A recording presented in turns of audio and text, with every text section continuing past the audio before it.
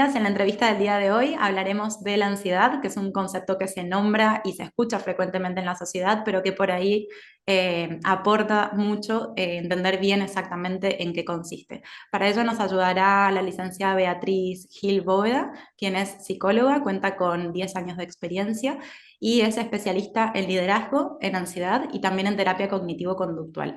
Además, es la fundadora y directora del Centro Psique Cambio. Buenos días. Buenos días, Sofía. En primer lugar, agradecerte el tiempo de la entrevista. Es un placer estar con vosotros hoy.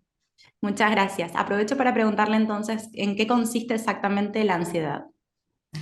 Es un tema de importancia crítica en los momentos en los que estamos viviendo, sobre todo en esta época post-pandemia, y es uno de los principales motivos de consulta. La ansiedad es una emoción natural, ¿vale? Primaria, que surge cuando experimentamos un peligro interno, externo, que puede ser real o imaginario.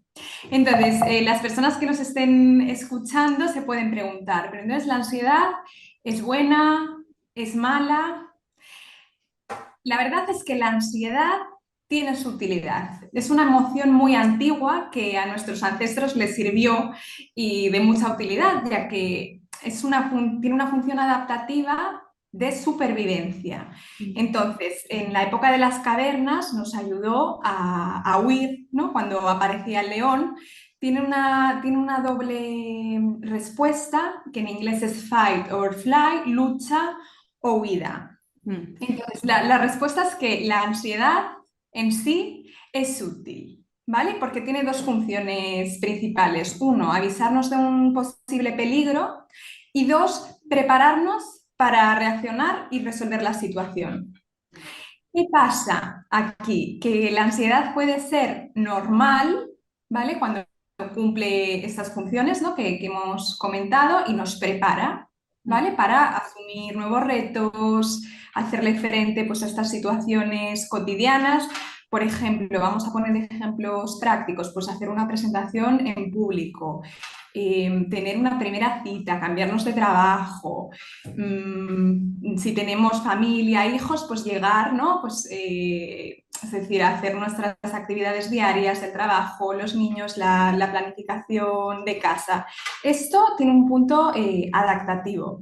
Claro. Es disfuncional cuando es desproporcionada, cuando nuestra reacción del cuerpo es excesiva, cuando el peligro o bien no es real o no tiene esa dimensión que estamos maximizando y magnificando en nuestro cerebro.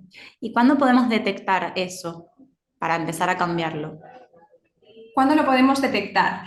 Los síntomas de la ansiedad engloban cuatro grandes áreas: fisiológicos, psicológicos, cognitivos y conductuales, ¿vale? En la parte fisiológica, perdón, tenemos palpitaciones, dificultad para respirar, sudoración, sequedad en la boca, molestias gástricas, náuseas, temblores. En la parte psicológica tiene que ver con esos pensamientos negativos, catastróficos, inquietud, inseguridad, miedo a la muerte o a tener un accidente.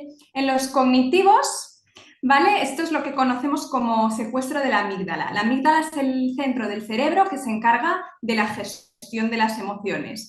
Cuando tenemos el secuestro de la amígdala, tenemos dificultad para concentrarnos, errores al procesar la información, pensamientos irracionales, perdemos la capacidad de memorizar, nuestra atención falla, disminuyen también nuestras habilidades sociales y por último los síntomas conductuales, ¿vale? Que tienen que ver con el comportamiento. Estamos en alerta, hipervigilantes, nos puede incluso paralizar la ansiedad y tenemos fuertes cambios también en el rostro, en la mirada, en la expresión. Le pregunto, bueno, en principio parecieran síntomas todos bastante visibles en la actualidad, si cree que en la actualidad hay una ansiedad que es más bien, digamos, funcional o más bien disfuncional.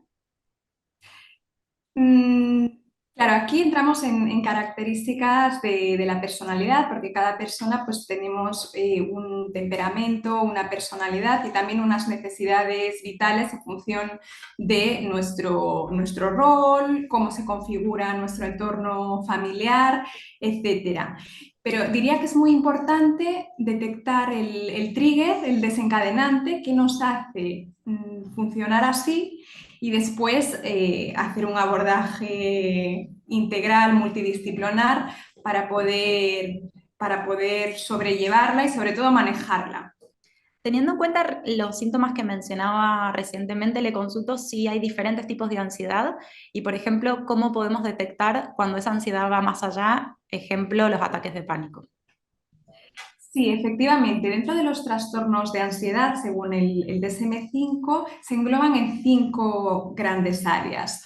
El primero es el trastorno de ansiedad generalizada, el segundo, trastorno de ansiedad social, el tercero, fobias específicas, que pueden ser a los animales, arañas, insectos, palomas, perros, etcétera, a entornos naturales como alturas, tormenta, agua, situacionales como la fobia al avión, el ascensor o sitios cerrados, y sangre, inyecciones, heridas, etcétera. El cuarto punto son los trastornos de pánico y el quinto, agorafobia. Dentro de los trastornos de pánico, que actualmente está siendo un motivo de consulta recurrente, lo podemos identificar como palpitaciones, sensación de ahogo, presión en el pecho, inestabilidad, temblores y miedo a la muerte, miedo a sufrir un accidente o a que te dé un infarto. ¿Cómo sería el tratamiento de la ansiedad a partir de que se ha detectado que existe? Hay un protocolo específico de intervención. Lo primero es reconocer el trigger, el desencadenante, ya que esto tiene factores personales dependiendo de la persona. Lo segundo es identificar el error de procesamiento, es decir, si hacemos un símil con el cerebro y el software de un ordenador, muchas veces nuestro cerebro está identificando situaciones, o incluso pues, objetos como un peligro y realmente es excesivo. Entonces aquí tenemos que identificar el error. ¿Qué error de procesamiento en nuestro cerebro está haciendo que la persona identifique como peligrosa esa situación cuando realmente no lo es? El tercero, abordamos los síntomas físicos, fisiológicos de la ansiedad a través de entrenamiento en relajación y respiración o mindfulness. Y lo cuarto, nos focalizamos en hábitos saludables, alimentación, ejercicio físico, autodiálogo. Bien, y por último, bueno, la ansiedad, decíamos, tiene un poco de mala fama en la actualidad, ¿no? Como que simplemente se ve por ahí la cara negativa de esta sintomatología, entonces le consulto si es posible vivir sin ansiedad y si es positivo. No es posible vivir sin ansiedad porque, como decíamos al principio, es una emoción natural que necesitamos para la supervivencia. Si ahora salimos, vamos a cruzar la calle y no nos fijamos si el semáforo está en rojo o en verde, pues estaríamos en una situación de peligro. Entonces, Claro. la ansiedad moviliza recursos, bombea más sangre al corazón, hace que nuestro sistema respiratorio funcione mejor, ¿no? Entonces, nos moviliza hacia la acción para exponernos y resolver la situación. Por lo tanto, no es positivo esta pregunta de vivir sin ansiedad, pero sí que es muy importante aprender a manejarla para que al final trabaje para nosotros. Hay una ansiedad positiva que nos permite pues, ser más creativos, movilizarnos para conseguir objetivos, retos, y es ahí donde tenemos que trabajar. Bien, bueno, nos quedamos un poco con eso, que es la idea, ¿no? Empezar a esclarecer algunas cosas y poner también un poco foco en la prevención y en el manejo de la ansiedad, que no empiece a generar más trastornos y patologías.